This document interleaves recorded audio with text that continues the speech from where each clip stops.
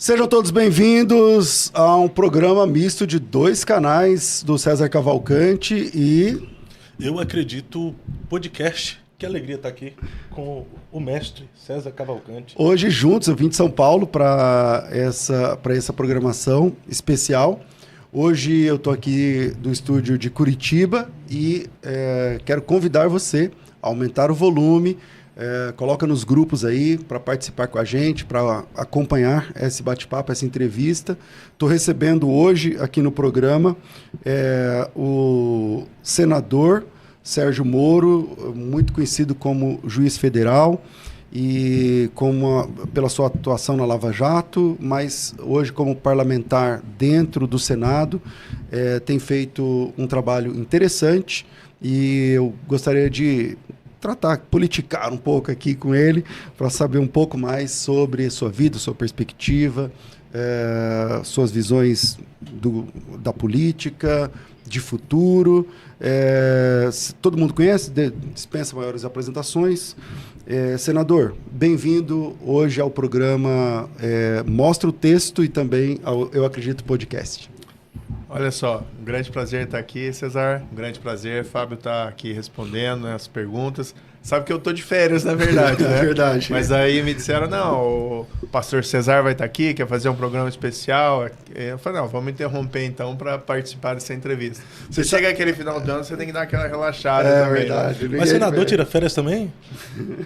Olha, sabe que na conjuntura atual, se você pegar umas 2 semanas e esvaziar a cabeça, porque tanta coisa acontecendo, né, no país e você toda hora tá mensagem. Hoje a comunicação, ela otimizou muito o desenvolvimento dos fatos, mas acabam tornando as pessoas muitas vezes refém do instantâneo. Então, às vezes, tem que tirar até o celular e esquecer, não vou tratar disso agora, não tem nada que não possa esperar um pouquinho mais. Então, tirei realmente um período para esvaziar a cabeça, porque foi um ano muito intenso. Mas também isso não impede nada de que a gente esteja aqui, né, para poder falar, conversar e prestigiar aí um programa reunido, né, de duas feras. Legal. E hoje eu descobri, porque o meu nome é César com S e Z, e eu descobri através do senador que eu tenho um xará que é prefeito da onde? Rio Bonito do Iguaçu. Rio Bonito do Iguaçu, que também chama César com S e Z. Então temos aí 2 já aí no Brasil. Obrigado por me informar, depois eu vou pesquisar mais. Não, é uma pessoa que vale a pena conhecer. Ele é o prefeito de Rio Bonito do Iguaçu. Rio Bonito do Iguaçu que teve aquele tornado que passou na cidade. Foi terrível. Matou ali 6, 7 pessoas. Tá? No início foram 6, depois teve mais um óbito, infelizmente, que levou a 7. E acabou destruindo a cidade. Mas tem uma série de fatos aí nessa história que são muito interessantes. Porque, por exemplo, se o tornado tivesse passado 1 hora antes, tinha pego as escolas, que reduziu ao chão, cheias. E aí tinha tido uma mortandade. Foi um livramento, então. E eu visitei lá a cidade, logo depois desse episódio, e tive a oportunidade de conhecer, né, o prefeito César. César. É César. Ele tá falando Aí ele falou César assim, Não, mas peraí, como é que pronuncia? Não, César ou se chama César normal? César normal, mas é que tá o meu caso foi erro de cartório. O dele, eu não sei, né? O meu caso foi... Mas eu acho que pela escrita a pronúncia dele é mais correta. Se você ler do jeito como se lê. Quando eu vou escrever meu nome, dependendo da pessoa, eu coloco um acento no E. Para ajudar a pessoa. Não, mas fiquemos com o César, então. Com o César. Mas tem um xará em Rio Bonito do Iguaçu, que, a meu ver, a avaliação que eu tive naquele momento, está fazendo um grande trabalho de recuperação da cidade. E ali foi uma coisa bacana, porque a gente se prende muito na tragédia, e a tragédia é realmente lamentável, mas pelo nível de destruição da cidade, né, foi quase um milagre terem sido vitimizadas apenas 7 pessoas com óbito. É claro que é uma tragédia e tem tido muita solidariedade, mas a gente vê que a reconstrução é a parte mais importante. As pessoas não perderam a sua fé e as pessoas estão lá trabalhando para reconstruir a cidade. A gente tem contribuído da melhor forma, mas acho que o prefeito lá, que é o teu xará, está fazendo um grande trabalho. Que legal. Senador, você se tornou juiz muito jovem, né? Eu estava dando uma olhada na sua enfim, na sua trajetória. E você sempre quis ser juiz? Ou você só foi fazendo os concursos? Como é que foi para você chegar a ser juiz federal? Olha, foi mais ou menos assim. Eu escolhi fazer o curso de Direito. Eu ia até bem em ciências exatas, né? Gostava de matemática, física na escola, mas gostava mais de que a gente chama de ciências humanas. E escolhi o curso de Direito, porque eu entendia que aquilo me dava mais possibilidades profissionais depois de formado. Uhum. E depois, durante o curso, fiz um estágio em escritório de advocacia. Gostava bastante, o trabalho do advogado é muito nobre, mas o advogado defende o interesse do cliente. Uhum. E o cliente, a gente tem que admitir, nem sempre está certo. É verdade. Agora, tem direito à melhor defesa possível. Né? Não era nada assim muito dramático, porque a gente não fazia criminal, a gente fazia civil, comercial e tributário. Então a gente defende nossos clientes. Mas às vezes a gente ganhava e a gente sentia assim, olha, a justiça não está sendo muito bem feita aqui. Exatamente. Isso me motivou, depois de formado, a querer fazer o concurso de juiz, porque o juiz, ele quer fazer justiça na forma da lei, não da cabeça dele. Acho que esse é um problema atual, até, inclusive. Tem que fazer justiça na forma da lei. Mas ele está vinculado, a meu ver, a esses propósitos maiores. Isso me atraiu na carreira da magistratura. E, de fato, passei muito cedo no concurso, com 23 anos. Na época não tinha limite de idade. Para juiz? Para juiz federal.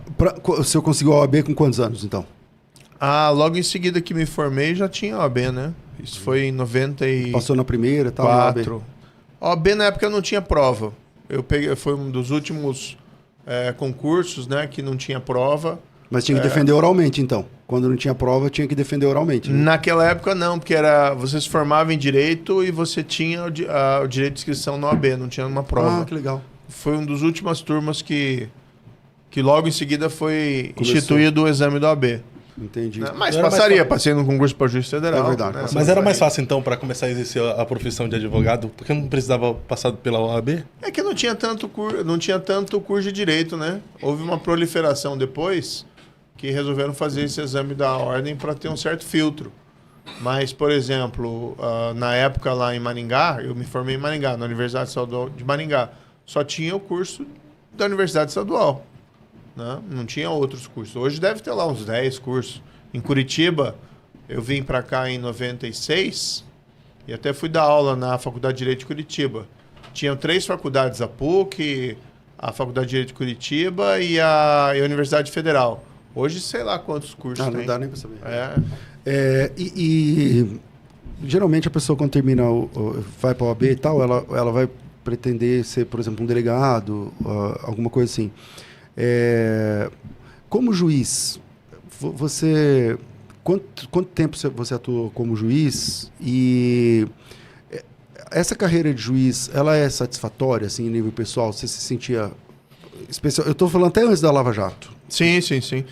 Olha, eu tive uma carreira muito, vamos dizer assim, marcada por grandes casos. Né? Eu gostava de ser juiz, fui 22 anos juiz, me achei na profissão.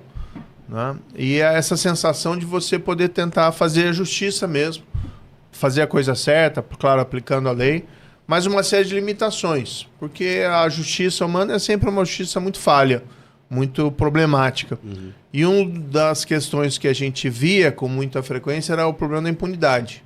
Né? Então, por mais que às vezes você atuava com muito afinco, rigor, né? E colocando toda a tua dedicação pessoal ali, o caso não gerava aqueles resultados, principalmente porque todas as decisões estão sujeitas a recurso, muitas vezes se perdia no escaninho da justiça, processos muito lentos.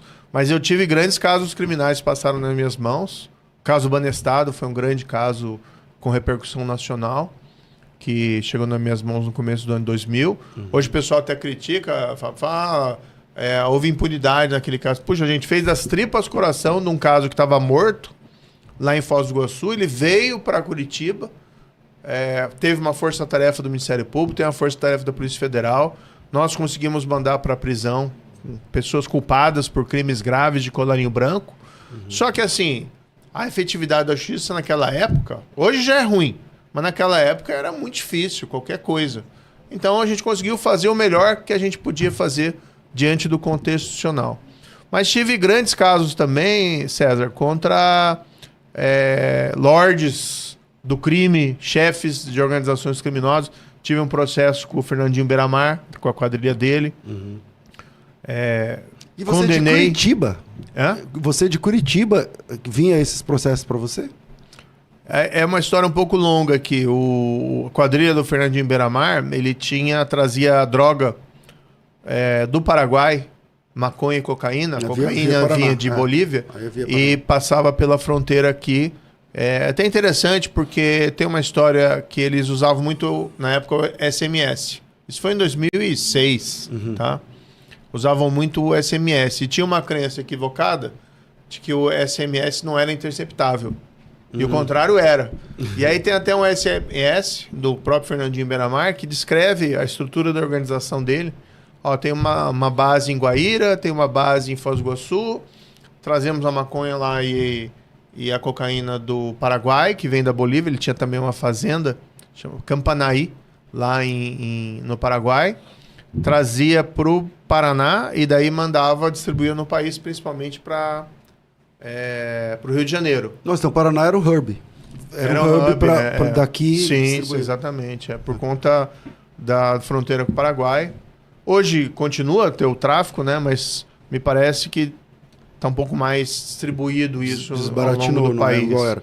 E claro que todo mundo, quando vai falar com o senhor, o negócio é falar Lava Jato, né? Sim, sim. Porque parece que na época a Lava Jato foi inclusive condecorada no mundo, né? Como a maior operação contra crimes contra o patrimônio público, corrupção e tudo mais. E o teu nome chegou a ser o principal nome da Lava Jato à época, né? Como é que a Lava Jato caiu onde você era juiz? Eu era juiz de uma vara, chamada Vara de Lavagem de Dinheiro, aqui em Curitiba. E a gente tinha competência, atribuição por todo o território paranaense. E a origem da Lava Jato é uma operação de lavagem de dinheiro que envolvia um deputado federal paranaense, que era o José Janene, já falecido, em Londrina. E aí ele recebia propina dos esquemas lá da Petrobras, e esse dinheiro foi trazido, uma operação de lavagem de Londrina, para investimento imobiliário, investimento numa empresa lá. Isso acabou vindo para nós. Para lavar dinheiro. E aí era aquela frase que ficou famosa até do ministro Teori Zavascki, né, do saudoso. Ele dizia, puxava uma pena e via uma galinha. A gente foi começando a apurar aquele caso. Chegou em uns doleiros que lavavam dinheiro. O mais famoso lá foi condenado em várias instâncias. Depois tem essa reversão política que a gente pode falar, que era o Alberto Youssef. E ele, a partir dele, chegou no diretor da Petrobras, a partir do diretor da Petrobras, chegou a todo o esquema político que recebia propina. O que a gente qualificou esse esquema de corrupção, a gente chama de corrupção sistêmica. Né? Porque é uma corrupção que era, vamos dizer, padronizada, sistemática, não era um fato isolado num tempo e espaço, mas era a forma de fazer negócios. Era quase institucionalizado. Institucionalizado, né? Sistemático. Então, pagava-se propina para ter contratos na Petrobras, propinas que eram milionárias, né? Os contratos normalmente eram bilionários, e esse dinheiro era direcionado para enriquecer os gerentes e diretores da Petrobras, e parte desse dinheiro ia para políticos e para partidos políticos. Então, foi um mega esquema de corrupção que foi desvendado, e a partir dali também teve desdobramentos em outras áreas. Que fez o Mensalão parecer brincadeira de criança. Exatamente. É até interessante, né? Porque eu atuei também no caso do Mensalão. Ah, você atuou também? Porque na época, em 2012, eu era juiz auxiliar convocado no Supremo Tribunal Federal. E eu auxiliava a ministra Rosa Weber, que foi uma das ministras lá que atuou no Mensalão. No Mensalão. Então tive a oportunidade de acompanhar de perto, né, o caso do Mensalão e atuar, claro que o Mensalão tinha sido o maior escândalo até então, mas aí quando chegou a Lava Jato fez o Mensalão parecer brincadeira de criança. Exatamente. Né? Quais são os números que a Lava Jato conseguiu apurar? E obviamente que nunca é tudo, né? Nunca dá para você rastrear tudo que acontece, mas quais são os números da Lava Jato, senador? Olha, o que eu posso te colocar assim em termos bastante realistas, mas também conservadores, tá? A Petrobras, ela chegou ela emitia notas informando os valores que ela recuperou por conta da Lava Jato. Tá? As notas oficiais, as últimas da Petrobras, apontavam uma recuperação de cerca de 6 bilhões, 6 bilhões de reais recuperados só por conta da Lava Jato. Mas dinheiro, esse recuperados é o dinheiro que entrou no cofre dela.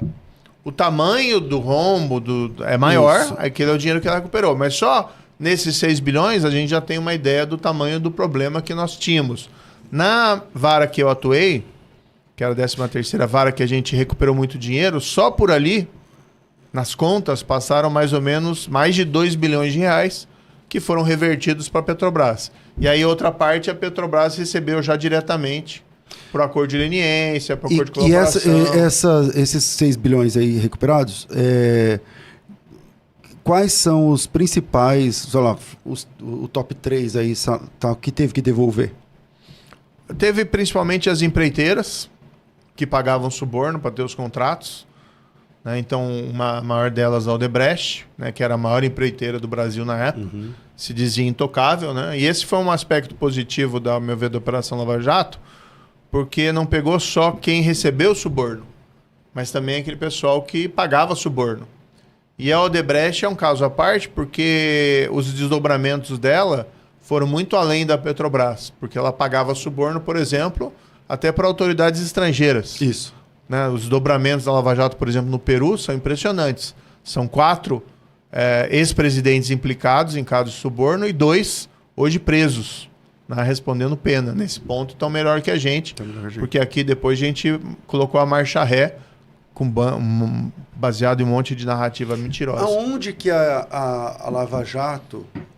eu não sei se essa palavra é essa, mas onde está o erro para que essa marcha ré fosse colocada? Porque a Lava Jato era todo mundo, o brasileiro todo brasileiro começava, é isso aí, tal, estamos descobrindo e tal, tudo mais. E aí daqui a pouco, não vou dizer que não deu em nada, porque deu, né? Você tem dinheiro a gente que foi presa 4, 5 anos, gente presa, não sei o quê. O pessoal critica e tal, eu acho que sim, é insatisfatório no resultado final. Mas quando que, por exemplo, um governador como o Sérgio Cabral ficou preso 4 anos? Né? Quando que um ex-presidente da República ficou aí 580 e tantos dias preso? É claro que se você olhar o cenário, não é positivo, porque houve uma... No fundo, assim, o erro não está na Lava Jato. O que aconteceu foi que o sistema revidou. Quando a Lava Jato deixou os holofotes e a questão da corrupção se tornou secundária na agenda do país, tá? Eles aproveitaram o momento para quê? Para inventar um monte de história, de mentira e começar a anular os casos. Não tem um caso. E se houvesse, eu pediria perdão, mas não tem um caso que diz, foi condenado o inocente. A prova aqui não era suficiente. Houve alguma fraude, né? Houve alguma situação assim, não houve nada. Né? Criaram uma narrativa, como se a gente controlasse o Ministério Público, que nunca controlou. Aliás, eram 30% mais ou menos de absolvidos e vários pedidos do Ministério Público indeferidos, mas criaram aquela narrativa do tal do conluio para anular os casos. Ninguém inocente, todo esse pessoal roubou e agora está num cenário que até ministro do STF está mandando devolver dinheiro lá para corrupto. Né? O caso recente de um gerente da Petrobras, que ele mandou... O ministro Toffoli mandou devolver 26 milhões de reais. É um negócio absurdo. Não tem paralelo em nenhum lugar do mundo. Quer dizer, o cara foi... A prova era contundente, ele foi lá... Foi condenado, ficou preso. Pagou. Tem o dinheiro que foi recuperado, que estava em contas lá na Europa, na Suíça. Perdeu esse dinheiro. Esse dinheiro veio, a Suíça devolveu porque o dinheiro era do Brasil, e agora está devolvendo para o criminoso. Então é uma coisa assim... Claro que foi anulado, não pode chamar de criminoso. Sim, mas foi condenado em várias instâncias e depois anulado por questão formal. Explica para nós esse negócio de anulação. Como é que é essa história? Porque, por exemplo, você tinha o Lula preso e depois não é exatamente inocentado, né? Porque não somente o presidente Lula, hoje presidente, mas um montão de gente lá. Então... Eles foram inocentados? Quer dizer, o senhor errou no seu juízo? Não, foi inocentados. Então, o que acontece lá? Inocentados ou descondenados? Então, como é que Onde funciona? O que fizeram foi anular as condenações com o argumento de que havia erros formais, né? São aquelas tecnicalidades que eles dizem. O próprio caso do Lula é emblemático, porque o próprio Supremo Tribunal Federal dizia que a competência era Curitiba. E aí houve a condenação criminal dele. Foi mantida em segunda instância, foi mantida pelo STJ, e aí em 2021 aquela reviravolta. Ah, não, a competência era de Brasília. No fundo, e aí vamos afastar os fantasmas da mente e as narrativas fantasiosas. Ideológicas, às vezes? Tá. O que houve foi o sistema corrupto querendo voltar. E quando você desmantela a Lava Jato, você manda um recado para o mundo do crime. Olha, o crime compensa. Tá tudo liberado. Por isso que eu digo que o fim da Lava Jato abriu os portões do inferno para a volta da roubalheira. Esse caso que a gente está vendo do escândalo do INSS, para mim é um maior exemplo. Né? Uma estimativa de roubo dos aposentados e pensionistas da ordem mais ou menos equivalente à Lava Jato. 5, 6 bilhões de reais. Milhões de pessoas lesadas. Mas por que acontece isso? Na época da Lava Jato, César, esses criminosos tinham medo. Tinha gente que não estava nem no radar da Lava Jato, não tinha nada a ver com Petrobras, mas estava pensando em procurar a polícia para confessar os seus crimes, porque viu que o sistema estava funcionando. E aí quando você desmantela e você devolve dinheiro para até gente que confessou os crimes, né, você manda um recado, ó, tá liberado de novo a roubalheira. Compensa. E voltaram a roubar sem nenhum pudor. Esse negócio do INSS, qual que é a materialidade ou verdade da história de que o senhor tinha recebido essa denúncia anteriormente? Não, isso é a conversa fiada. Em 2019, o que acontece? Tinha reclamações, tá? Principalmente relacionado ao consignado, empréstimo consignado de aposentados e pensionistas. Mas num volume muito inferior do que se viu depois. Essas reclamações foram feitas, chegaram a mim, lá no Ministério da Justiça e Segurança Pública. Nós fizemos uma reunião com o presidente do INSS, junto com o secretário de Defesa do Consumidor, que era da minha pasta. E de imediato, 4 das principais entidades que estavam sofrendo reclamações por descontos indevidos foram descredenciadas. Tanto assim que em 2019 você tem uma queda do volume dos descontos em aposentadorias e pensionistas. Mas aquilo nunca foi tratado para nós, trazido para nós na questão de fraude, que era um problema criminal. Era mais uma questãozinha de abusos contra aposentados e pensionistas, de empurrar consignados Tipo venda casada. Exatamente, coisa assim, aquele você negócio. coloca um penduricalho aqui ali e tal. Aí o que acontece? No governo Lula, o desconto associativo, né, de contribuições para essas associações e sindicatos, ele explodiu. Ele foi... pega no final do governo Bolsonaro para o governo Lula, ele vai sendo multiplicado, dobrado, chegando numa casa de bilhões, né, de reais. E aí o que acontece? O governo, para tentar se defender, quer jogar a culpa lá para trás. Só que assim, o governo esquece de dizer que tem prova, né, de que foi pago suborno para o presidente do INSS, nomeado pelo Lula. Tem prova de que foi pago suborno para altos dirigentes do INSS nomeados pelo governo Lula. Estão presos, pelo menos. Isso tem sido a visão da justiça, de que tem uma fundada suspeita desse pagamento de suborno, o que não tinha no caso anterior. No caso anterior era um problema consumerista, lá em 2019. A partir de 2022, o que se tem é fundada suspeita de pagamento de suborno. Veja que o presidente do INSS, nomeado pelo Lula, o Alessandro Stefanuto, né, surgiu aí a informação de que ele recebia, aí, fundada a suspeita, R$250 mil por mês, só de uma dessas associações. O irmão, né, do presidente Lula, vice-presidente do Sindinap, uma das principais associações envolvidas nessa fraude. E agora surgiram recentemente as suspeitas em relação ao Lulinha, ao filho, de estar envolvido com o tal do careca do INSS. Então é uma coisa muito mais escabrosa E essas questões criminais nós não tínhamos lá em 2019. Entendi. E qual seria a ação da Lava Jato a respeito do escândalo do Banco Master? A Lava Jato poderia fazer alguma coisa se estivesse vigente hoje? Olha, eu acho que a volta da roubalheira, a volta da falta de pudor, a falta de limite legal e ético da parte de nossas autoridades é uma consequência do desmantelamento do combate à corrupção. Então a gente fala da Lava Jato, mas sim, não foi só ela. Na época, vamos lembrar, tinha uma operação importante chamada Zelotes, que investigava suspeitas de subornos na área do CARF, que é o Conselho Administrativo de Recursos Fiscais. Acabaram com ela também. Não se fala mais disso. Tinha uma que era muito parecido com o que se viu agora no Banco Master, que era a Operação Greenfield, que era suborno de fundos de pensão de servidores públicos aplicando valores acima dos limites de riscos em fundos que eram picaretas, em bancos que eram picaretas. Operação Greenfield. Também acabaram com ela. Isso tudo da época da Lava Jato. Então isso foi gerando, né, aquele caldeirão propício para a volta desses esquemas de fraude, porque as pessoas passaram a não temer mais as consequências de se praticar crimes de colarinho branco ou crimes de corrupção. Então, a própria questão do Banco Master, para mim, também é uma relação direta com esse desmantelamento.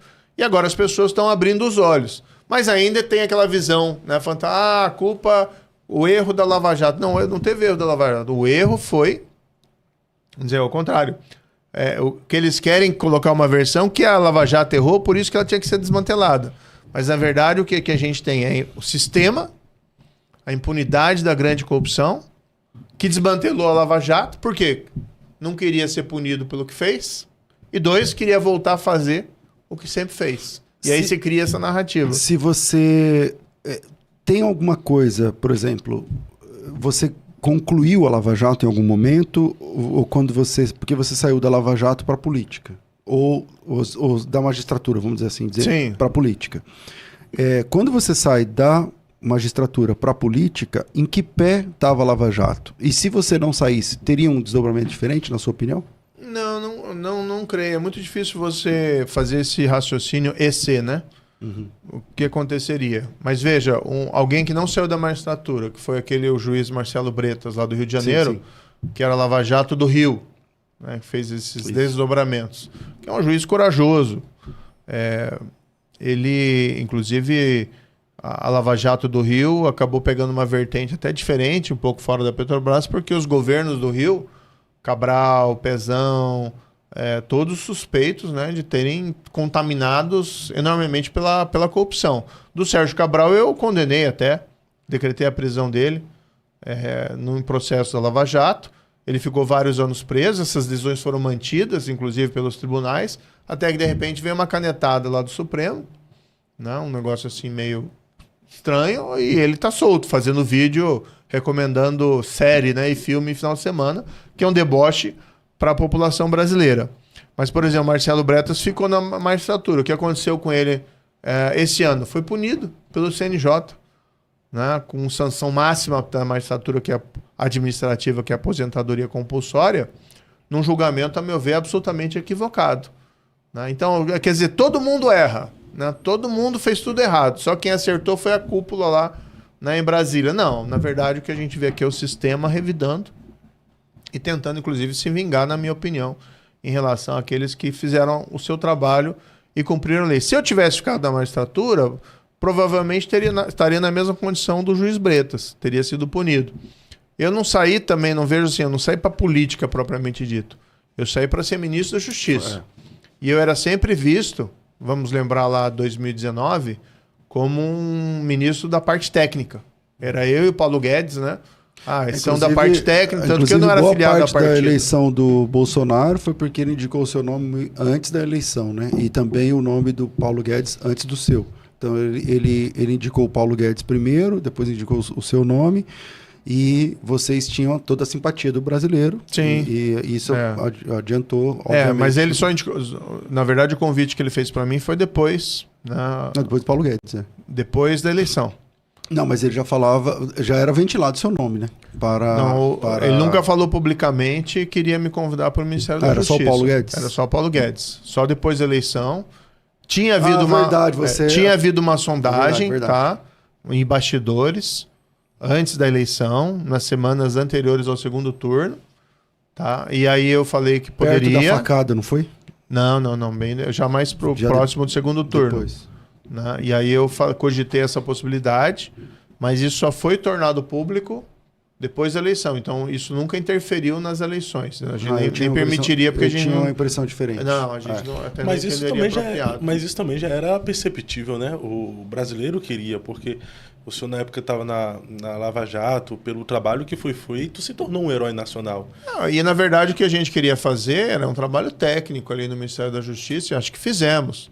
Né? Só que a gente focou daí, principalmente no combate ao crime organizado e ao crime violento.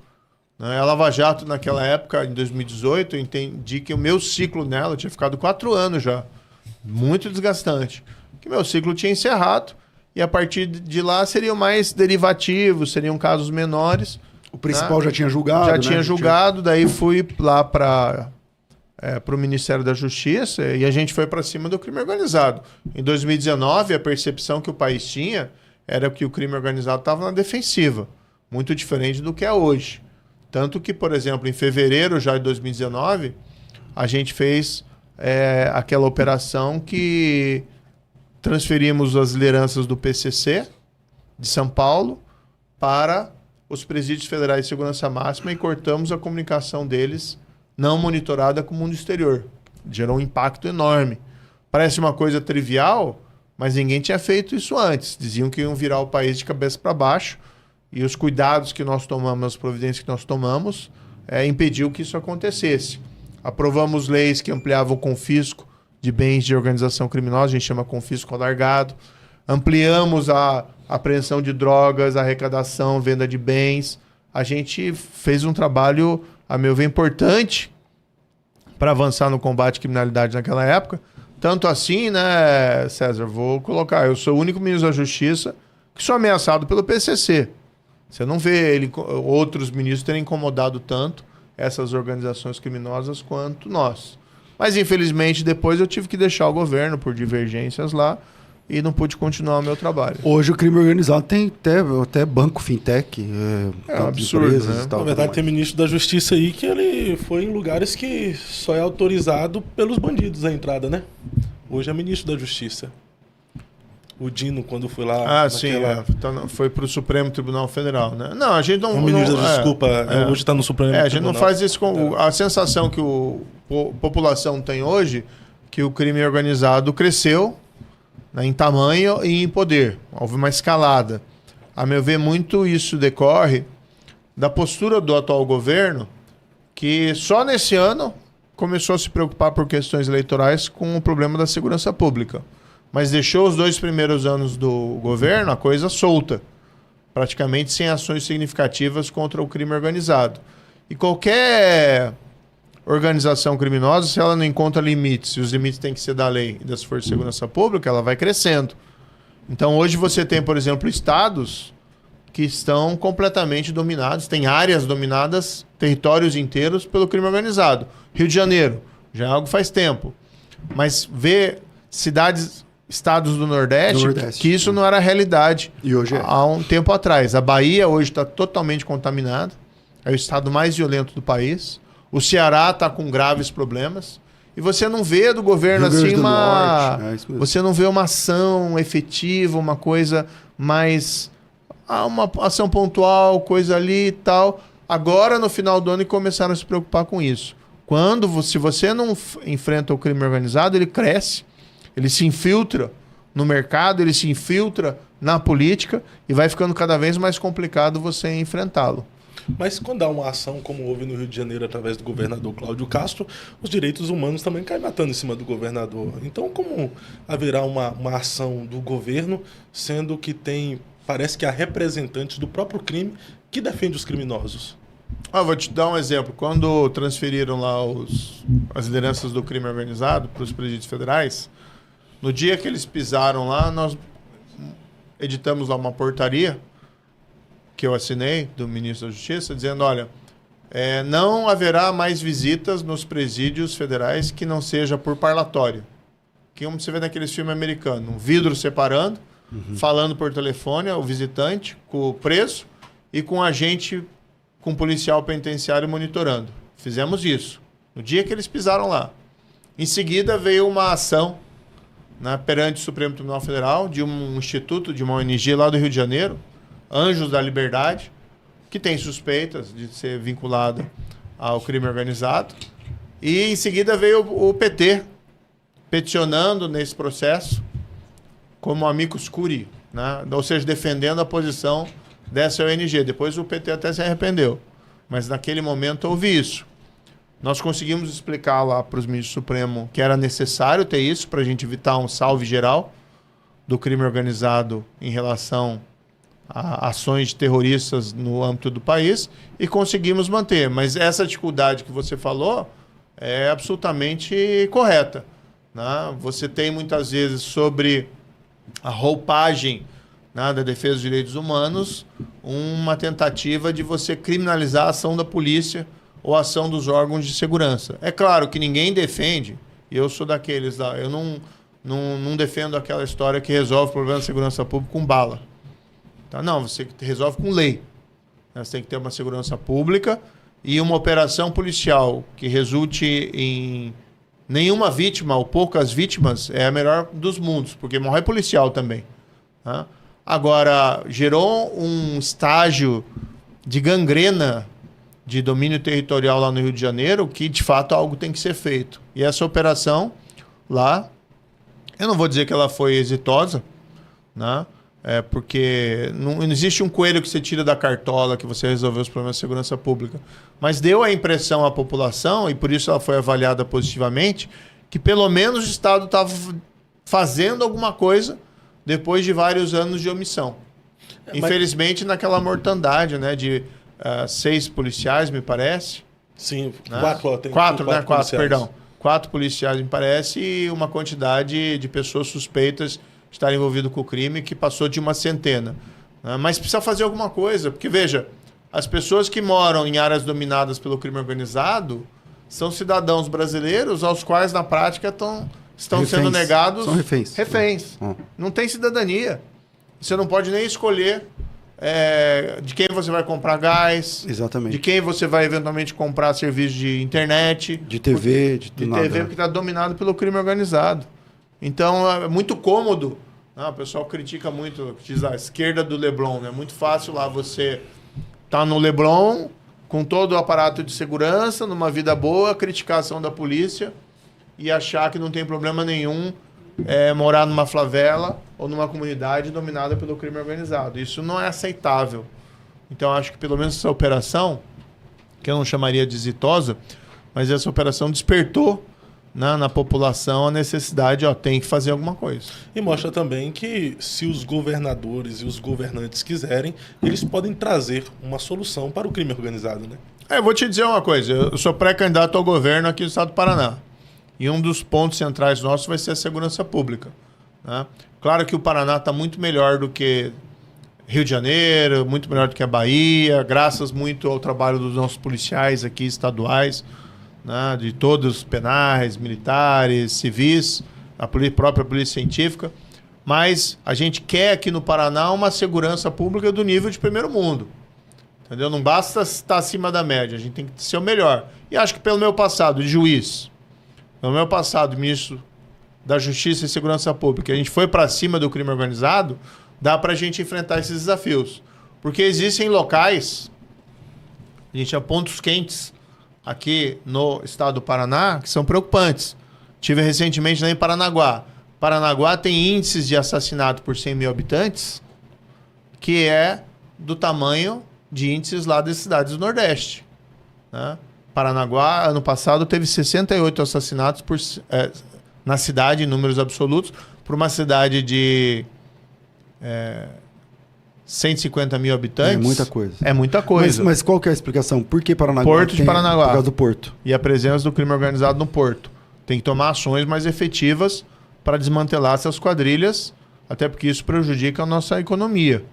Então é uma área uma região, uma cidade muito disputada, o controle ali do tráfico de drogas por conta do porto. Isso acontece em outros portos também no Brasil. O próprio Porto de Santos tem problemas com infiltração de crime organizado, mas a gente tem que tomar as atitudes necessárias para acabar, né, com esse nível de criminalidade. Você vai pleitear aí a vaga do governo. E como que é essa... Você é de direita. Como é que a direita se organiza no Brasil? Porque você vê, não sei, a meu sentir, pode ser que eu esteja errado. Parece que a esquerda é mais organizada do que a direita. Especialmente porque a direita é mais nova no Brasil, né? Uma direita organizada é mais nova. Você tem da redemocratização para cá, você não tem direita. Teve agora, depois do fenômeno Olavo de Carvalho, que o Bolsonaro é fruto, inclusive, do Olavo de Carvalho, na minha opinião. Porque ele sempre foi centro-esquerda e depois do Olavo tem essa mudança. Mas é uma opinião pessoal minha, pode ser que eu esteja errado. Mas como que a direita se organiza? Vamos falar aqui do Paraná. Quem são os candidatos da direita aqui do Paraná? Tá olhando para o único deles, eu acho, porque na verdade a gente não sabe quem vão ser os adversários ainda, né, nesse campo. Tem o governo Ratinho Júnior, o governador disse que quer fazer o seu sucessor, que é alguém do grupo político dele, e aí eu vou deixar bem claro assim, eu não sou oposição ao governador, mas eu sou independente. Né, eu tenho, acho que a minha história, eu tenho a minha posição, que é muito clara. Como o senhor foi senador, vitorioso e independente também, não foi? Independente. Então ele disse que quer fazer um sucessor, mas não definiu um nome. Então não sei quem vai ser, se é que vai vir alguém ali. Né? Isso toda hora a gente tem notícias para um lado ou para o outro. E do outro lado a gente tem o PT, que se uniu com o PDT, que tem um candidato da esquerda. Mas hoje o único candidato que se apresenta claramente como pré-candidato ao governo, definido, sou eu. Né? Existe um problema, a meu ver, né, César, que é o seguinte: a esquerda ela tem uma tendência de um pensamento meio dogmático, de marchinha. Né? Então, talvez por isso até seja mais fácil essa união. Até porque você tem Defina isso, marchinha, como assim? Você não pode... Você tem que pregar... Vou dar um exemplo lá. Quando a União Soviética, comunismo, época de Stalin. Quando começaram a descobrir os crimes de Stalin, né, quando alguém da esquerda divulgava isso, ou mesmo da direita, caiu em cima deles, dizendo, não, isso é propaganda americana contra a União Soviética. Ah, não, isso você está prejudicando o comunismo quando você tem que ocultar isso, você não pode admitir esses erros. Até que chegou um momento que isso acabou sendo inevitável. Né? Quantos milhões morreram durante a ditadura stalinista lá na União Soviética? A própria União Soviética chegou um momento e reconheceu, a partir ali do Khrushchev. Isso, tinha até campos de concentração. Exatamente, né? Os gulags. Isso. Então você tem esse dogmatismo, essa tendência dogmática em relação à esquerda. E hoje você tem uma liderança, que a meu ver é uma liderança negativa, né? Pelo passado condenado em várias instâncias por corrupção, e depois anulado, mas sem ser declarado inocente, que é o Lula. Mas você tem essa liderança no campo da esquerda, e você tem essa tendência ao pensamento dogmático. Agora, uma das marcas da direita, vamos dizer assim, pelo menos a direita que a gente defende, é a liberdade. Né? Então, esse dogmatismo é mais difícil ali de você defender dentro desse campo da direita. Por isso que muitas vezes não existe essa marcha unida na mesma direção, o que é algo que dificulta as eleições. Isso é bom ou ruim? Olha, acho que tem que saber separar as divergências. Então, vou te colocar o meu exemplo. Eu fui candidato ao Senado aqui no Paraná, em 2022. Não tive o apoio do Bolsonaro, não tive o apoio do Ratinho. Me elegi, graças aos paranaenses. Mas no segundo turno, deixei minhas divergências de lado com o Bolsonaro e o apoiei. Fui até lá nos debates presidenciais. Porque eu entendia que apesar das minhas divergências e mantenho minhas divergências, que o Lula seria um desastre, como acredito que está sendo para o país. Então, fui lá. Então, tem momentos que tem que colocar a divergência de lado. E quais são essas divergências, senador? Olha, isso é questão lá pretérita, que eu tenho um compromisso muito forte com essa questão da honestidade, integridade, combate à corrupção, das instituições que têm que ser independentes. Então, para mim, isso é fundamental. Então, isso é uma coisa lá do passado, superamos essas divergências, né, naquele momento, e agora cada um segue o seu caminho. Mas, como eu disse para você, eu sou independente. Né? Sou de direita, sim, mas sou independente nessa linha política. Tem alguma a possibilidade do governador atual, que não pode concorrer novamente, o Ratinho Júnior, mas a possibilidade é muito pequena dele te apoiar, né? Pode ser, ou né? há essa possibilidade? Pode ser, se apoiar é ótimo, né? Mas como eu disse, isso, minha candidatura também não depende dele, do aval dele. A gente tem vida própria, tem luz própria, tem uma história. Né? E o que eu vejo aqui muito claramente, César, eu não sei o que vai acontecer com o Brasil a partir de 27. Né? E eu tenho que proteger o meu estado, essa é a minha visão. A gente quer fazer do nosso Paraná aqui a nossa fortaleza. Até falo brincando às vezes, Fábio, porque é o seguinte, tem uma receita de sucesso, faça tudo diferente do que faz em Brasília. Então a gente quer fazer um governo que vai pregar honestidade, que vai pregar a integridade, que vai pregar a redução de custos, que vai pregar a redução de impostos, que vai pregar a eficiência na administração pública, para buscar aquilo que o paranaense merece, que é a excelência. A gente não quer ter uma segurança pública acima da média, a gente quer ter a melhor segurança pública do país. A gente não quer ter uma educação acima da média, a gente quer ter a melhor educação do país e assim por diante. Nossas estradas, por exemplo, que geram até hoje um problema logístico muito forte, às vezes o pessoal aqui de Curitiba não percebe tanto, porque mora na capital, né? Mas vai lá para o oeste do Paraná, Cascavel, Toledo, vai lá para a região norte, Maringá, Londrina, para você chegar em Curitiba é um sufoco. É que tem muito administrador aí, gestor, que não pega estrada, viaja só de avião ou de helicóptero. Se você pegar o carro aqui no Paraná, é um sofrimento. Mas o Ratinho Júnior fez muitas obras, né? Ou foi marketing? Olha, eu acho que o governo dele tem pontos positivos, tem aspectos positivos na gestão. Agora, do ponto de vista da logística, o Paraná não tem uma mudança significativa há mais de 30 anos. Nós ficamos 30 anos com pedágio que foi um roubo, aí aquelas concessões acabaram, cobravam uma fortuna e não fizeram as obras prometidas. Depois foi até descoberto que tinha suborno envolvido num desdobramento da Lava Jato. Né? Agora tem um novo pedágio, que tem obras que estão prometidas, nós vamos ter que fiscalizar isso aí, para ver se as obras vão sair. Mas veja que é uma potência, né? É uma potência a ser feito. O pedágio para o litoral é um dos mais caros do Brasil, né? É caro, né? O nosso pedágio é caro aqui no Brasil. Agora, o que foi o problema do pedágio anterior? Era caro e não fizeram as obras. Agora está caro. A gente tem que pensar se é possível aí reduzir de uma forma de respeitando os contratos, porque tem que respeitar os contratos para ter segurança jurídica. Mas, do outro lado, o que é mais importante de fiscalizar essas obras. É porque não é só um lado que tem que respeitar o contrato, né? É os dois, né? Exatamente. Tem algo que foi muito positivo feito, que é pela FIEP, né? Que é a Federação das Indústrias do Estado do Paraná. Tem o atual presidente, que é uma pessoa muito boa, que é o Edson Vasconcelos, e eles criaram uma plataforma digital chamada Observatório dos Pedágios. E qualquer paranaense pode entrar lá e tem, né, tudo que está previsto de ser feito com os cronogramas para o cidadão poder fiscalizar, para ter informação. Olha, isso aqui, a obra tem que ter começado na data X, está com tanto tempo de atraso. Qual que é o grau de evolução? E, inclusive, o cidadão pode denunciar.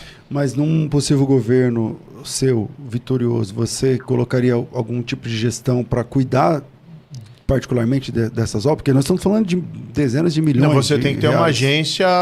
uma agência de regulação, já que você passou para a iniciativa privada, você tem que ter uma agência de regulação e fiscalização.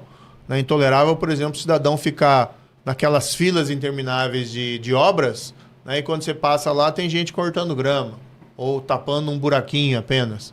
Né? Então você tem que ter o Estado do lado do cidadão e não contra as concessionárias, né? Porque, na verdade, também a gente não pode ter o setor privado ser visto como um inimigo. Mas você tem que fazer o seu trabalho para que não haja ali abusos, para que não haja problemas, que você possa fazer essas correções. O grande risco que a gente viu no pedágio anterior foi a captura, porque as instituições de fiscalização foram capturadas porque recebiam suborno. Tinha funcionários do DR, isso surgiu na investigação, chegou até a passar por mim essa investigação, que estavam recebendo suborno para tirar obras dos contratos, às escuras, entendeu? Você não pode deixar que isso aconteça. Por isso que você precisa ter, primeiro, requisito fundamental de todo governo, um governo honesto, um governo eficiente. Porque não basta ser honesto também, a população quer que a educação funcione, quer que a saúde chegue. Tem que ter eficiência. Tem que ter eficiência. Você tem que reunir todos esses requisitos. É isso que a gente quer apresentar aos Qual é o maior problema que você vê dos principais? Saúde, segurança, educação, que você vai precisar enfrentar se você ganhasse? Tem que nos ajudar também aí nessa questão dos radares, né? Muito radar no Paraná. Você vai uma multa, meu irmão, tá doido. Me ajuda. Olha, um dos problemas nossos, e até um reflexo de a gente aprovou uma lei recentemente lá, foi publicada no dia 22 de dezembro, agora nesse ano. Eu fui o relator dessa lei no Senado, que é uma lei muito simples, mas acho que é interessante. Diz o seguinte: se tiver uma árvore ou um galho de árvore gerando uma situação de risco para a casa do cidadão, ou mesmo no domínio público, o cidadão tem que muitas vezes provocar o poder público para cortar o galho ou a árvore. Tá? Se passar 45 dias sem ter uma resposta, ele mesmo pode fazer esse corte, desde que com um profissional habilitado. Tá? Foi um projeto que veio do deputado Vinícius Carvalho de São Paulo. Eu fui o relator no Senado, nós aprovamos, que é para você diminuir essa burocracia que acaba infernizando a vida do cidadão. Né? Porque o que a gente vê na prática? E aqui a gente tem no Paraná várias cidades que são muito arborizadas. Mas em tempo de chuva, aí exatamente. As árvores, aí fica todo mundo sem. Não, São Paulo agora, nessa semana, caíram lá mais de uma centena de árvores. E ficou um montão de gente. Ficou um tempão sem luz, né? Destruição de propriedade privada, a árvore caindo em cima de carro, e o cidadão fica desamparado. Então, o ideal é que o poder público atenda à demanda do cidadão. Mas ali é uma forma de desburocratizar. E um dos pontos que a gente tem que... Mas quando joga por cidadão, por exemplo, eu sou de São Paulo, né? Então lá é a Enel. Você tem... essa concessionária já tinha que fazer esse corte, essa poda. Aqui também tem concessionária que é para fazer isso? Aí que fica 45 dias sem podar? Tem a Copel, tem a prefeitura que tem que fazer esses trabalhos. Mas veja só, você tem lá um galho ameaçado de cair na sua casa. Né? Daí você fica com receio de cortar porque é aquelas coisas ambientais. É um crime. É um crime. Uma árvore que é ameaçada de cair na sua casa. Claro que o ideal é que o Estado resolva o problema, mas se não resolver, você tem pelo menos a condição de você fazer alguma coisa. Sem cometer um crime. Então aprovamos uma lei simples, que eu fui o relator, que é um pouco dessa ideia. Quando a gente fala lá, aquela frase ficou famosa, né? Menos Brasília, mais Brasil, menos Estado, mais cidadão, é essa a ideia. E essa é a visão também da direita. A gente tem uma visão liberal, no sentido de que o Estado tem um papel importante, mas ele não tem que estar presente na escolha das vidas das pessoas a todo momento. Hoje você, como pré-candidato a governo, vai precisar dessa posição que eu vou te perguntar. Você acha que o filho do presidente Bolsonaro foi a melhor escolha para representá-lo, já que ele está impedido de concorrer à presidência? Olha, esse é um direito dele, né? Ele escolhe o candidato que ele quiser, né? Agora, nós temos que ver como é que isso vai ser recebido pelo mundo político. Você acha que o Tarcísio seria melhor? Eu estou no União Brasil, né? A gente vai ter uma decisão partidária sobre essa questão, em quem haverá o nosso apoio, se teremos candidato próprio. Hoje nós temos um pré-candidato à presidência, que é o Ronaldo Caiado, que é o governador de Goiás, que acho que fez um excelente trabalho na gestão de Goiás. e tem aqueles nomes de governadores que estavam aparecendo por aí. O próprio Ratinho Júnior aqui, o Tarcísio, o Zema. O ideal é que nós chegássemos, a meu ver, unidos para enfrentar o PT e o Lula na eleição do próximo ano. Vamos ver como é que isso vai se desdobrar a candidatura do Flávio Bolsonaro, né, à presidência. Agora, eu não posso responder sobre as escolhas do Bolsonaro. Ele fez a escolha dele, ele tem legitimidade para fazer a escolha de quem ele quer apoiar. E nós temos que construir os nossos caminhos, ver se é possível caminhar juntos ou caminhar de alguma outra forma. O que eu tenho dito aqui, para mim, né, César, muito claramente, o meu foco no próximo ano é proteger o meu estado. Porque no pior cenário possível, a gente tem a reeleição do Lula. E aí, para o país, a meu ver, vai ser muito ruim. Mas vamos tentar evitar que essas loucuras de Brasília contaminem o nosso estado. E se é eleito aqui um representante, alguém ligado ao PT, ou se é eleito aqui tem uma resistência muito grande ao PT. Mas às vezes vem o lobo em pele de cordeiro. Vem alguém que você não sabe como que pensa, que nunca se posicionou sobre os temas relevantes do país em lugar nenhum, e é eleito o Lula, e aí coopta esse governante. Quantas vezes isso aconteceu? Quando teve lá em 22, o que se dizia que era o Congresso mais à direita, né, do que já tinha sido eleito, e é um Congresso que tem dificuldade em fazer oposição ao governo Lula. Eu estou na oposição. Sempre fui firme na oposição. Mas tem muita gente que mudou de lado. Ô, senador, mas o Congresso não está tendo poder. O Congresso Nacional vai lá, faz uma votação, aprovação, aí vai um ministro do STF com uma canetada, cancela o que o Congresso aprovou. Isso é um absurdo, eu não concordo com isso, né? A gente tem que devolver o poder à população. E como você devolve o poder à população? Quem tem que formular essas políticas públicas são os representantes eleitos. Ah, funciona? Nem sempre funciona, mas isso é democracia. Então você elege um senador, você elege um deputado, não está satisfeito com o trabalho dele, você vota em outro na próxima, não reelege. Agora, o que não dá é o ministro Supremo ficar fazendo política pública. Ô, senador, eu tenho muito respeito. Veja, né? A gente reagiu, só que a gente não tem maioria no Congresso. Então eu ouço muitas vezes, Fábio, por que o Senado não faz isso? Porque não tem maioria. Né? Eu estou na oposição. Mas a maioria não é oposição ao governo Lula. Mesmo assim, a gente tem conseguido algumas reações. Recentemente lá, aprovamos esse projeto de lei da dosimetria. Queriam anistia? Perfeito, mas não tinha maioria para isso. Mas a gente aprovou que era possível. Eu visitei alguma daquelas pessoas presas no Rio de Janeiro na cadeia.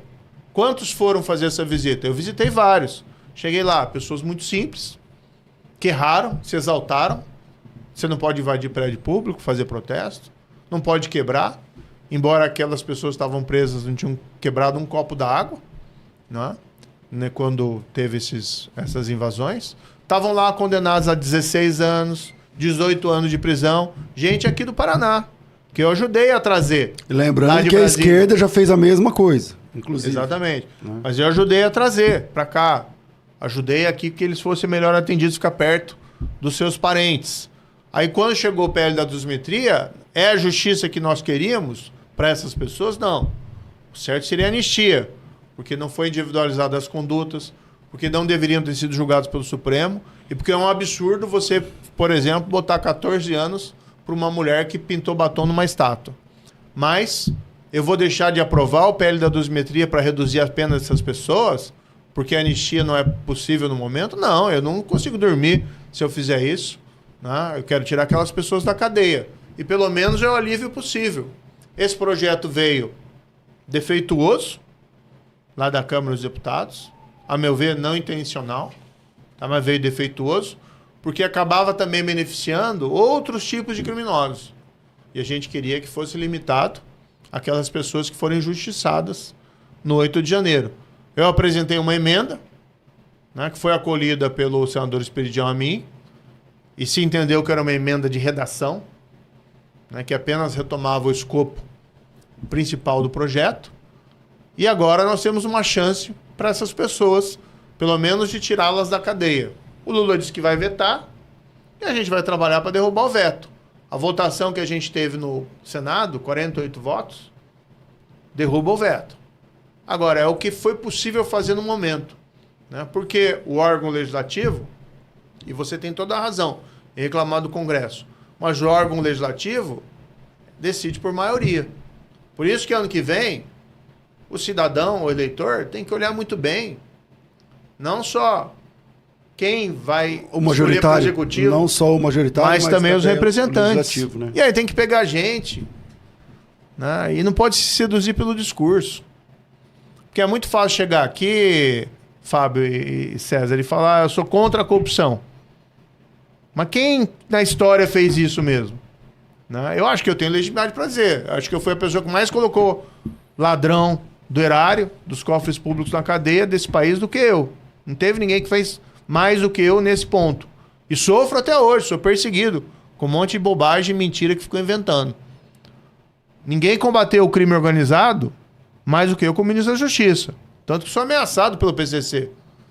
Agora chega aqui o cara que nunca fez nada, fala que é contra a corrupção e tal, mas quando você vai ver o histórico dele, às vezes tá com o pé na lama. Eu acho que o público tem que pensar da mesma forma que todo esse debate sobre as eleições majoritárias, quando vai falar sobre o candidato a presidente, o candidato a governador, mas há pouco debate sobre as eleições legislativas. E o Brasil, ele caminha pelo legislativo, né? Então, o legislativo faz as leis, aprova, reprova e tal, veta e tal. Então, eu acho que o pessoal tem que ter bastante consciência também, a mesma consciência que você tem que ter e energia para falar sobre o candidato majoritário, você também tem que decidir o deputado e o senador com essa mesma coerência. E, infelizmente, a maioria do Brasil nem lembra que deputado que ele votou na última eleição.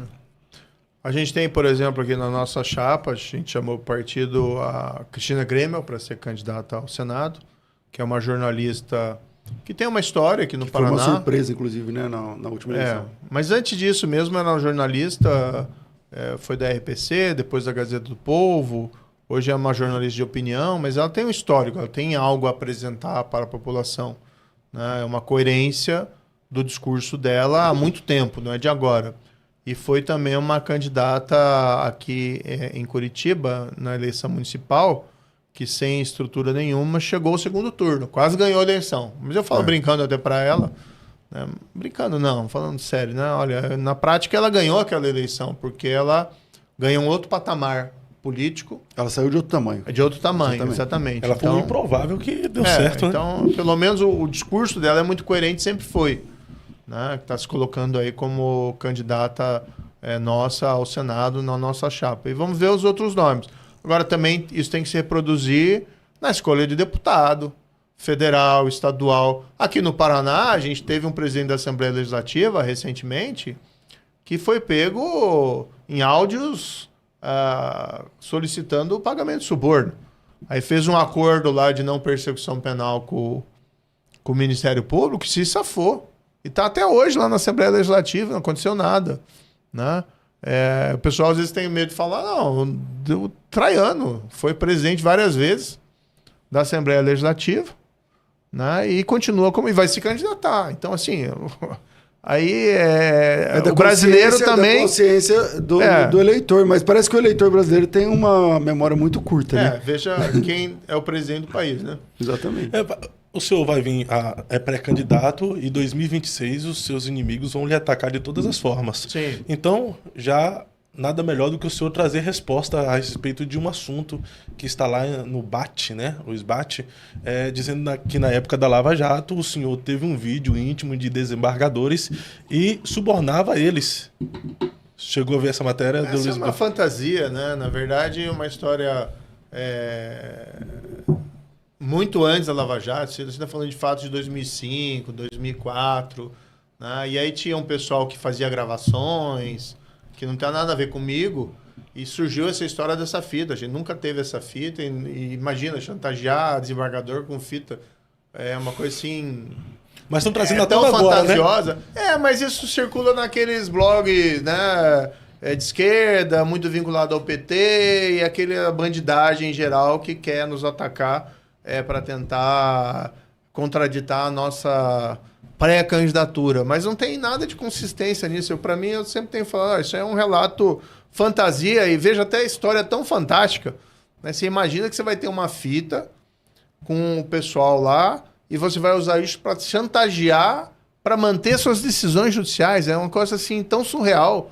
Né? E tá, peraí, minhas decisões foram mantidas pelo TRF4, desembargadores, a partir de 2014 na Lava Jato. Essa suposta fita seria lá de 2005, 2004. E depois minhas decisões foram mantidas lá no STJ. E depois serão mantidas no Supremo. Até que teve a reviravolta política. Então, assim, é uma coisa tão sem pé nem cabeça, né? Fica até difícil você refutar, entendeu? Mas vamos usar isso aí, né? 2026. Olha, aí as pessoas têm que também ter uma certa noção do que é o real e o que é o fantasioso. Né? É claro que a gente vai processar também essas pessoas que estão fazendo essas calúnias, essas mentiras, mas veja o que acontece. Desde que a gente fez a Lava Jato, que a gente foi para cima da criminalidade, né, de colarinho branco, dos ladrões de erário, é que inventam mentiras a meu respeito, e às vezes até em relação aos meus familiares. E são as histórias mais malucas possíveis. Por exemplo, meu pai, né? Meu pai é falecido. Mas meu pai inventaram uma época que ele era presidente do PSDB, quando o PSDB fazia oposição ao PT lá atrás. Nunca foi, nunca teve vinculação política com nada. Inventaram que minha esposa teria desviado dinheiro das APAES. Minha esposa tem uma vida dedicada a defender as APAES, porque ela foi procuradora da Federação Nacional das APAES por mais de 10 anos. Tem um trabalho hoje como deputado federal, mas desde sempre em favor das pessoas com deficiência, das pessoas com doenças raras, e nunca respondeu a um processo ou coisa parecida de alguma coisa nem minimamente concreta sobre questão de desvio, mas vão inventando coisa. Essa história é outra invenção, né? E vem de gente que é da pior qualidade possível, entendeu? Agora, infelizmente, né, acontece isso. Eu falo até, muitas vezes, fazendo um comparativo, quando você combate o crime organizado, como foi o caso, eles querem te matar de verdade. E quando você combate o crime de colarinho branco, a corrupção, eles querem te matar com mentiras. Sua reputação. Assassinando a reputação, assassinando a reputação. Infelizmente. Bom, o nosso tempo é curto, vamos... Só fazer uma pergunta. O senhor que está no Senado, né? E muitas pessoas estão dizendo que o Senado é fraco. Eu, aqui, na minha opinião, o senhor é uma exceção. Né? Porém, o Senado não tem força para fazer o impeachment de nenhum ministro do Supremo Tribunal Federal, não? Não tem maioria, para ser muito franco para você, né, para isso, nesse momento político. Por isso é importante as eleições legislativas do próximo ano. Né? E no órgão legislativo, você ou tem a maioria ou você não tem. Entendeu? E você não tem. Teve até pedidos, né, que foram apresentados. Eu até apoiei um desses pedidos no ano passado, né, mas no momento não existe essa maioria necessária para aprovação. Eu acho que o Supremo Tribunal Federal é uma instituição que é importante para a República. Né? Está aí desde 1891. Mas está precisando hoje, de fato, né, de um controle. Está precisando voltar um pouco, dar uns passos para trás. O juiz e o ministro não deixa de ser uma espécie de juiz, tem que aplicar a lei, está vinculado à lei. Não pode estar vinculado apenas àquilo que ele pensa na sua cabeça. Tem que seguir os procedimentos, tem que seguir as regras.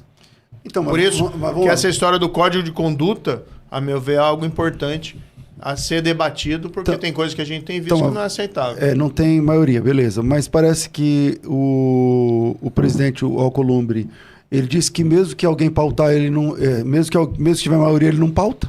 Se fosse todos os senadores, lembra que ele falou recentemente que ele não pautaria? Eu acho que a gente... Veja, aí é uma questão assim, o presidente é muito reflexo da casa, da maioria. Então, uma frase que ele disse que não tem a maioria para fazer isso. Se houvesse a maioria, jogo, você acha que ele não sei se ele falaria a mesma coisa. Mas tem alternativas. Vamos pensar assim, o que a gente precisa, na verdade, é uma reforma mais ampla do Poder Judiciário. Pensar em mandato para ministro, vamos pensar em tirar a competência do Supremo Tribunal Federal, não para diminuir o tribunal, por que o ministro mas colocar ele no lugar... tem um mandato que é quase a vida inteira? E outra coisa, deveria ser juiz de carreira também, né? As formas de escolha dos ministros do Supremo Tribunal Federal. São todos assuntos que podem ser discutidos na mesa, não significam ataque à democracia, porque, no fundo, o Supremo Tribunal Federal, ninguém quer extinguir ou acabar com ele. O que a gente quer evitar, né, o que acho que precisa ser discutido é o papel dele. Porque ele acaba legislando, né? Hoje em dia, o STF está legislando. E pode isso, Arnaldo? Não, por exemplo. Não pode. Mas a gente reagiu. Veja só, fala muito do Senado. Mas o Senado aprovou a PEC antidrogas como reação a uma decisão do Supremo Tribunal Federal que entendeu de liberar o consumo de maconha no país.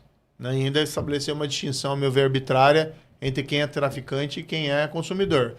Fomos lá e provamos a PEC antidrogas. Eu até ajudei na redação final. Está na Câmara, parado. Por que não aprova? Né? O Senado fez a sua parte. O Senado aprovou aquela PEC contra as decisões monocráticas. A PEC 8. Porque o ministro sozinho decidir derrubar uma lei, aprovamos. Está na Câmara, parado. Né? Agora parece que voltou a andar. Então, tem formas também institucionais menos drásticas para a gente colocar as coisas no seu devido lugar. Mesmo que seja paulatinamente, né? Porque se você aprova, por exemplo, que o juiz, para sentar na cadeira do STF tem que ser juiz de verdade, então você não vai ter efeito retroativo. Mas os próximos, então são mudanças, mas que acontecem paulatinamente. Daqui 10 anos a gente vai começar a ver uma diferença, né? Sim, acho que a gente tem que reformar nossas instituições do jeito que está, não está funcionando. Veja, a gente aprovou que é um tema importante para o agro, e o agro é muito forte aqui no Paraná, que foi a lei do marco temporal, né, em relação às demarcações indígenas. Aí o que aconteceu? O Supremo declarou inconstitucional. Aprovamos lá no Senado, agora no final do ano, a PEC do marco temporal, colocando na Constituição. Se o Supremo diz que é inconstitucional a lei, então vamos mudar a Constituição. Colocamos lá. Está indo para a Câmara, vamos ver o que vai acontecer na Câmara. Mas a gente está fazendo a nossa parte dentro da possibilidade da construção da maioria do momento político. Às vezes a gente tem a maioria, por exemplo, para esse tema do marco temporal, para o tema das monocráticas, para o tema das drogas. Última pergunta da minha parte. Tá. É mais fácil ser juiz ou é mais fácil ser senador? Olha, essa é uma pergunta interessante. O que eu tenho dito, César, é o seguinte: a forma de atuação de um juiz, a forma de atuação de um ministro da Justiça, a forma de atuação no Senado, as três são muito diferentes. Tem nada a ver uma coisa com a outra, né? Agora, os princípios e os valores que eu carrego são os mesmos, somados à maior experiência, desde a época que eu saí da Faculdade de Direito. Então, acredito na justiça, acredito que a lei tem que valer para todos, acredito na liberdade, mas acredito também na solidariedade aqui entre as pessoas. Defendo o setor privado, tá? Eu acho que o desenvolvimento econômico se faz através do setor privado, por isso a gente tem que criar um ambiente propício aqui a investimento, a crescimento econômico. O Brasil está ficando para trás. A gente está vendo aí China, Estados Unidos, com essas gigantes da tecnologia, no mundo inteiro, economia digital, e a gente está ainda discutindo as nossas estradas, que não são boas aqui no Paraná. Então tem muito que a gente pode fazer lá para diante. Mas, em suma, o que eu digo é bem diferente a forma de atuação. Em cada momento, você tem que entender também as limitações do que pode ser feito, né? O momento lá do Senado, como disse, as pessoas muitas vezes querem um Senado mais ativo, atuante. A gente tem feito a nossa parte. Não tem a maioria, mas vamos trabalhar para construir essa maioria. Ainda assim, nos temas que são possíveis construir, nós temos sendo bem-sucedidos. Nesse final de ano, nós conseguimos aprovar 3 leis importantes. Uma eu fui o autor, 2 outras fui o relator, na área da segurança pública. Vou falar apenas de uma aqui, que é a lei que busca limitar a soltura em audiência de custódia, que virou um problema de segurança pública. O que é audiência de custódia? Alguém é preso em flagrante, cometendo um crime. É levado ao juiz. O juiz decide se ele fica solto ou se ele responde em liberdade. Até aí não tem nenhum problema. Só que os juízes, e não podemos aqui generalizar, tem muitos contaminados por essa ideia né, do criminoso que é uma vítima da sociedade e não pode lotar as prisões, etc, etc. Aí é gente perigosa está sendo solta. Teve um caso no interior de Pernambuco, cidade, nome Bento da Punha, alguma coisa assim, Bento da Una, fugiu o nome. Uma mulher jovem, grávida, Júlia Eduarda, assassinada a golpes de martelo. Misericórdia. É levado ao juiz e o juiz coloca com tornozelo eletrônico em liberdade o assassino. Né? Gerou uma revolta na população, na comunidade, que o próprio juiz teve que voltar atrás. Mas o principal problema, gente muitas vezes com indicativo de vínculo com o crime organizado. Preso em flagrante lá em Florianópolis, o indivíduo já faz um tempo, com AR-15, né? Com todo indicativo de ser membro do crime organizado, solto em audiência de custódia. Rio de Janeiro, problema da reiteração delitiva. Indivíduo preso com 86 passagens na polícia. O juiz solta porque diz que não tem como prever se vai cometer um crime novamente. Então tem, às vezes, um excesso nessas solturas que fazem com que 40% dos presos em flagrante sejam soltos em audiência de custódia. É muito, muito alto. Foi apresentado um projeto, eu fui relator no Senado, virou a lei 15.245, tá? Que estabelece critérios rigorosos para soltura e audiência de custódia. Ele não pode proibir a soltura, porque senão dizem que é inconstitucional, que tira a liberdade do juiz. Mas a gente colocou assim, ó, são circunstâncias que, independentemente de outras, recomendam a manutenção da prisão. E aí colocamos, já foi solto em audiência de custódia anterior? Não deve soltar. Crime é violento? Não deve soltar. Há indicativo de que está vinculado ao crime organizado? Não deve soltar. Praticou o crime na pendência de inquérito ou ação penal? Não deve soltar. Para ter uma orientação aos juízes. Vamos ver se vai funcionar. Né? O que os juízes também têm que fazer a parte deles serem mais duros, porque a gente está vendo uma escalada da violência e do crime que é intolerável aqui para o cidadão comum. Não vamos generalizar. Tem muito juiz linha dura. Eu era um juiz linha dura. Tem muito juiz linha dura. Agora, tem que ser linha dura também em relação a quem merece, né, um tratamento mais rigoroso. Que perguntam muitas vezes, quanto custa um criminoso preso? Sim, mas quanto custa um cara solto, perigoso, que matou uma mulher grávida quanto custa uma vida? Com um golpe de martelo? Eu encerro também minha pergunta agora. O senhor falou algumas vezes durante o nosso podcast aqui que o governo Lula é um desastre. Quais são esses desastres? Dá para pontuar? O principal problema é a inversão de valores morais. Que a gente sofre no país é um pecado de origem. Né? O Lula foi condenado na Operação Lava Jato. Depois houve anulação por motivos meramente formais, sem nunca ter sido declarado inocente.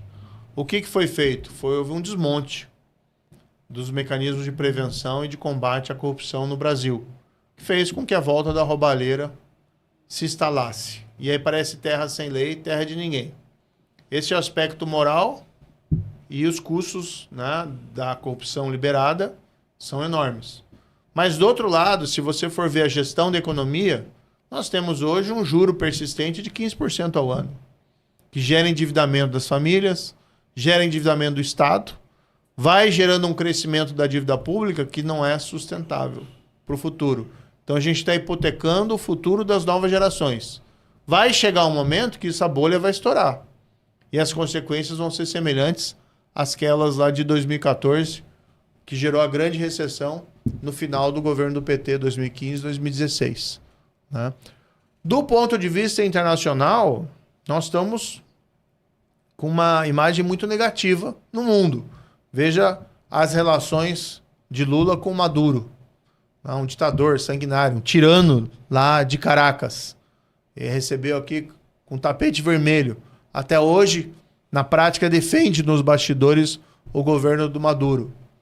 A gente viu o Lula indo para Moscou aplaudir as tropas do Vladimir Putin que invadiram a Ucrânia.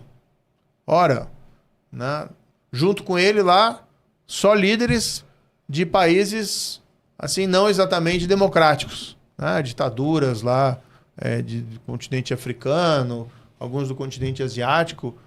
Uma visão muito lamentável da posição do Brasil no mundo hoje. Eu fiz o diferente. Eu fui para Kiev, lá na Ucrânia, final do ano passado. Fui lá defender e prestar minha solidariedade ao Zelensky e à população da Ucrânia. A gente tem que defender algumas coisas, valores ali que são certos. E se você for ver, o grande problema do Brasil hoje é que ele está perdendo a corrida da competitividade global. Cadê os nossos gigantes da tecnologia? Claro que a gente tem ilhas de excelência aqui no Brasil, inclusive aqui no Paraná, tem coisas que a gente se orgulha, mas a gente está ficando para trás. No mundo cada vez mais tecnológico, nós ainda somos um grande produtor de commodities, com pequenas exceções.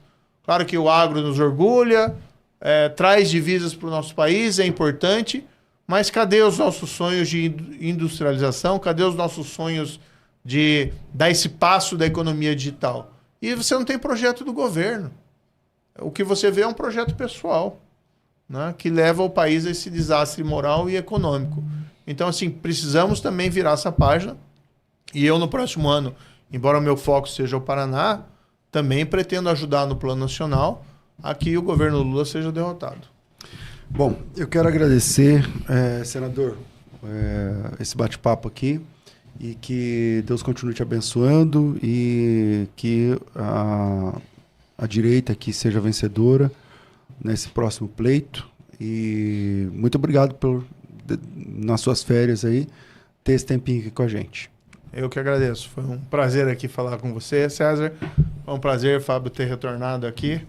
Sempre uma alegria, senador. Espero 2026 que o senhor retorne aí novamente para a gente conversar mais um pouco. Podemos combinar. Né? E como as coisas mudam muito rapidamente, né? O cenário deve estar mais evoluído politicamente nos primeiros meses, com várias definições pendentes, né? Tanto aqui no Paraná como também nacionalmente. Maravilha. Obrigado, Deus abençoe a todos.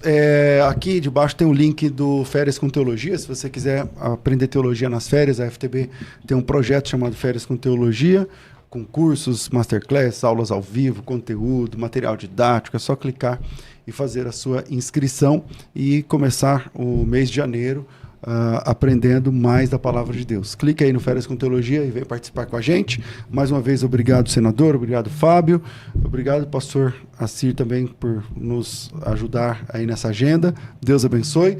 Estou ficando por aqui. E obrigado, Fábio, por também abrir o estúdio aqui pra gente. Que é isso, pastor. Sempre uma honra estar contigo, aprendo demais e poder hoje receber o senador Sérgio Moro aqui mais uma vez à mesa do Acredito Podcast. Pastor Assir, Deus seja louvado pela sua vida. E nós estamos encerrando a programação do ano, né? Não sei, o César está encerrando também? Agora só o ano que vem. Só ano que vem, é depois da manhã. O ao vivo, né? O senhor quer mandar uma mensagem de ano novo pro pessoal, senador? Uma boa.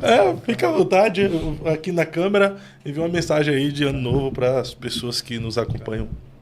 Eu quero mandar um abraço aí para todos os nossos amigos do Brasil e também aqui do Paraná, um ano novo, que você seja muito bem sucedido individualmente, com a sua família, porque a política também não é tudo na vida, né? Mas também tem que participar da política para a gente construir um país melhor, né? Isso tem que ser um trabalho coletivo. Ninguém consegue fazer isso sozinho. Mas quero dizer também que podem sempre contar comigo, né? No Senado e nos meus planos também para o próximo ano, para a gente estar trabalhando para construir um país melhor para todos nós. Então, feliz ano novo. Isso aí. Feliz ano novo a todos e até mais.